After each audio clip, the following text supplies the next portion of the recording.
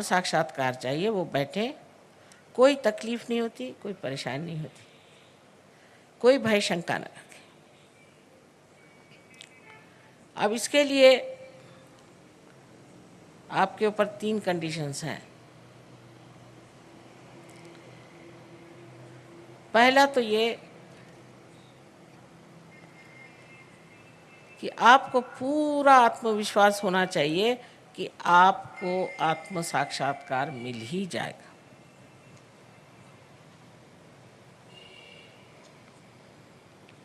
अपने और पूरा विश्वास होना चाहिए। दूसरा ये कि मैं दोषी हूँ, मैं पापी हूँ, मैं खराब हूँ। मतलब दुनिया भर के लोग पढ़ाते भी रहते हैं, बताते रहते हैं आप पापी हैं, पापी हैं, तुम पाप कर रहे हो, मेरे को पैसे दो, तुम्हारे पाप मैं धो दूंगा। ऐसे भी बहुत से लोग हैं, खुद ही पाप कर रहे हैं दूसरों के पैसे लेकर के, वो क्या पाप धोएंगे। कोई पापी नहीं, माँ की नज़र में कभी कोई पापी नहीं। हाँ, राक्षस है, दुष्ट है, लेकिन कोई पापी नहीं है। तो ये सोचना है कि भटके हुए लोग हैं, अंधेरे में बैठे हैं, अज्ञान में बैठे हैं, लेकिन कोई भी संसार में पापी नहीं है।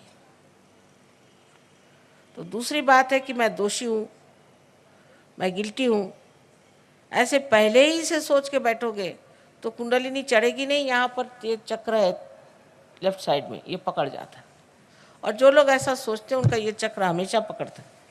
और आपको पता है इस चक्र को पकड़ने से कितनी खराब बीमारियाँ हो जाती हैं। एक तो अंजाइना की बीमारी हो जाती है, और स्पॉन्डिलाइटिस की बीमारी हो जाती है, और तीसरी जो बात है कि हमारे अंदर जो कुछ भी संस्थाएं कार्य करती हैं, ऑर्गन्स कार्य करते हैं, वही आलसी हो जाते हैं, लिथार्जिक हो जाते हैं। इसलिए कृपया कोई भी अपने को दोषी न समझे। आपसे मैंने पहले कहा कि आपको अपना गौरव जानना है, आप गौरवशाली हैं। अपने प्रति एक तरह का मान रखना चाहिए और एक प्रसन्न चित्त होकर के बैठे, न कि अपने को बुरा भला कह करके।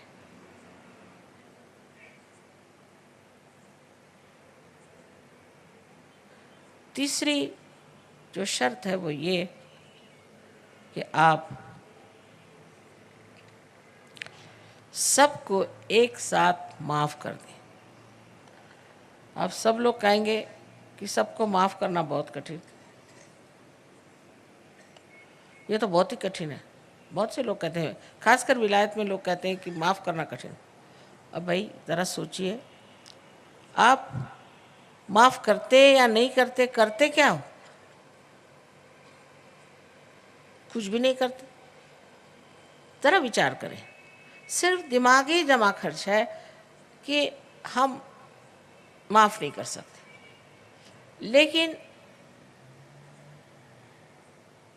उसका परिणाम क्या कि हम गलत लोगों के हाथों में खेल रहे हैं। जिन्होंने हमें सताया, हमें छला, वो तो आराम से कूद रहे हैं, और हम अपने को छल रहे हैं कि हम उनको माफ़ नहीं कर सकते। रात दिन उनको याद कर करके दुख पा रहे हैं। एक साथ सबको माफ़ करो। ऐसे लोगों को याद भी करने की ज़रूरत नहीं है, सबको एक साथ आप माफ़ कर दीजिए, एक साथ। देखिए कितना हल्कापन आ जाएगा सर में। ये तीसरी शर्त।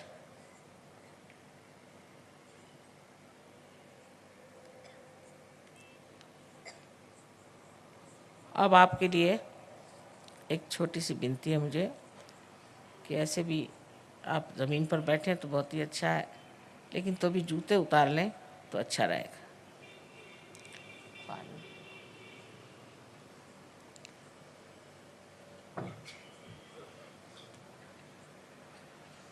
उन्होंने कहा था अंग्रेज़ी में भी बात करिए। अब अंग्रेज़ी बोल बोल के मैं थक गई, तो मैंने कहा आज हिंदी में बात करूँगी। आप लोग हिंदी तो समझते हैं।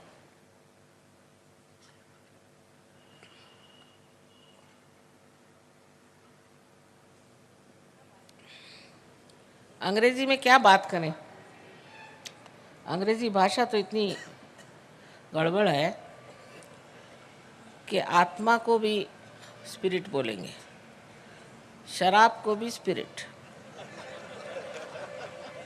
और भूत को भी स्पिरिट। अध्यात्म में कैसे अंग्रेजी बोली जाए, मैं कोशिश करती हूँ, पर पहले ही बता देती हूँ इन लोगों से, भैया तुम्हारी भाषा गड़बड़ है। 3 विरोधी चीजों के लिए है एक ही शब्द।